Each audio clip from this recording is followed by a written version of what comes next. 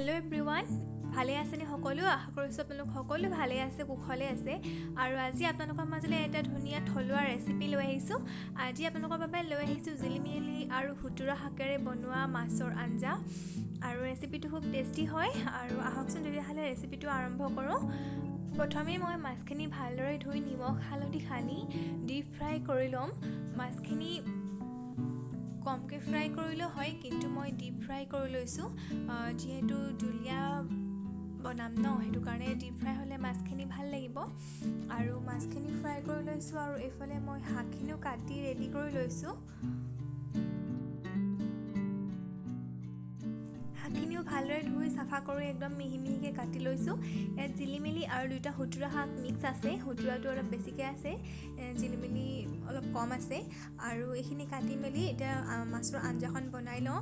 প্ৰথমে অলপ সৰিয়হৰ তেল গৰম কৰি ইয়াত মই সৰহকৈ নহৰু বটা দি দিছোঁ।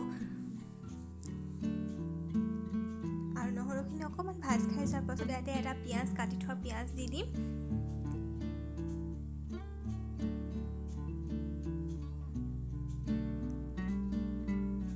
আৰু আদা আৰু নহৰুখিনি ভালকৈ ভাজি পিঁয়াজখিনিও দি দিছোঁ। ইয়াতে পিঁয়াজখিনি ভালকৈ ভাজ খাই যোৱাৰ পাছত ইয়াতে এটা মই কাটি থোৱা বিলাহী দিছোঁ, ডাঙৰ চাইজৰ বিলাহী মিহি মিহিকৈ কাটি বিলাহীটো ইয়াতে দি দিছোঁ। আৰু এতিয়া বিলাহীখিনি ভালদৰে ভাজি ল'ম। বিলাহীখিনি গলি নোযোৱালৈকে ভাজি থাকিম। আৰু এতিয়া আন্দাজমতে নিমখ আৰু হালধি ইয়াতে দি দিছোঁ।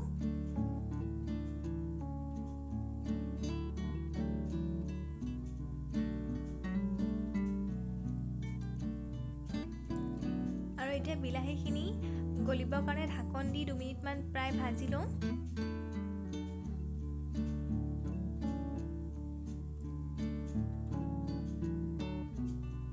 বিলাহীখিনি ভাজ খাই যোৱাৰ পাছত ইয়াতে মই দীঘলকৈ কাটি লৈছোঁ আলু। আৰু আলু দীঘলকৈ দুটামান মই কাটি লৈছোঁ, ইয়াতে দি দিম। আৰু 2-3টা কেঁচা জলকীয়াও ইয়াতে দি দিছোঁ।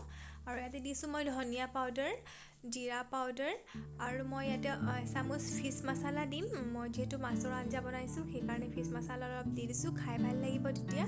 আৰু আমাৰ বিলাহীখিনি গলি গৈছে। বিলাহীখিনি গলি যোৱাৰ পাছত ইয়াতে কাটি লোৱা 2টা আলু দি দিছোঁ ইয়াতে।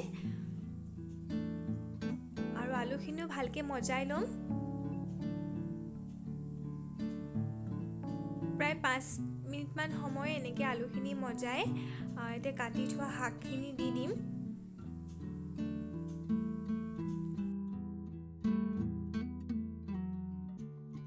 এতিয়া শাকখিনি ইয়াতে দি দিছোঁ।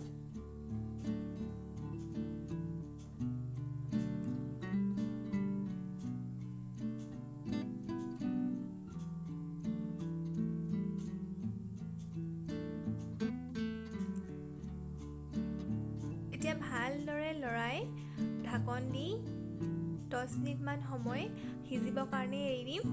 10 মিনিটৰ পাছত ধুনীয়াকৈ শাকেও পানী এৰিব আৰু আলু আৰু শাক ধুনীয়াকৈ সিজি যাব। 10 মিনিটৰ পাছত চাওক শাকখিনি কমি গ'ল আৰু ধুনীয়াকৈ সিজি গৈছে। আলুবোৰ মই ভাঙি দিছোঁ। আলুবোৰ ভাঙি দিলে খাই ভাল লাগিব। আলুবোৰ এনেদৰে মই ভাঙি দিছোঁ। আৰু এতিয়া ভালকৈ লৰাই পেলাই মই ইয়াতে গৰম পানী ব্যৱহাৰ কৰিছোঁ, ঠাণ্ডা পানী নিদিওঁ। ঠাণ্ডা পানী দিলে হেকহেকীয়া লাগিব খাবলৈ। ভালদৰে লৰাই এতিয়া ইয়াতে গৰম পানী আন্দাজমতে দি দিম। আপোনালোকে কিমান পৰিমাণৰ জোল কৰিব বিচাৰে সেইটো পানীটো আন্দাজমতে দিব। মই বহুত বেছি জোল নকৰোঁ, অলপ থুপথুপীয়া নিচিনাই কৰিম। ভালদৰে লৰাই এতিয়া ইয়াতে পানীখিনি দি দিম।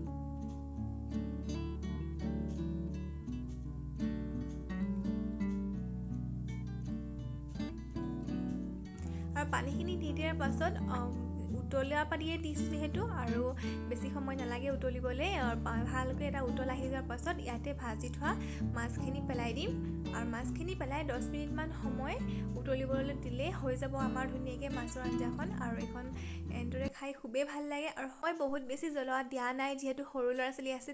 সৰু ল'ৰা ছোৱালী খালে অলপ জ্বলা দিবলৈ দিগদাৰ হয়। আপোনালোকে জ্বলাটো আপোনালোকৰ আন্দাজমতে দিব। মই ইয়াত জলকীয়া গুড়ি, ৰং গুড়ি একো ব্যৱহাৰ কৰা নাই। আৰু সৰু ল'ৰা ছোৱালীক এনেকুৱা আঞ্জা বনাই খুৱাব লাগে, তেওঁলোকৰ কাৰণে খুবেই ভাল হয়। আৰু ডাঙৰসকলেও খাই, এনেকৈ বনালে খাই ভাল পায়। আৰু যদি আপোনালোকৰ এই ৰেচিপিটো ভাল লাগিছে তেতিয়াহ'লে লাইক এটা কৰিব আৰু চেনেলটো ছাবস্ক্ৰাইব কৰিবলৈ একেবাৰে নাপাহৰিব, চেনেলটো ছাবস্ক্ৰাইব কৰি দিব।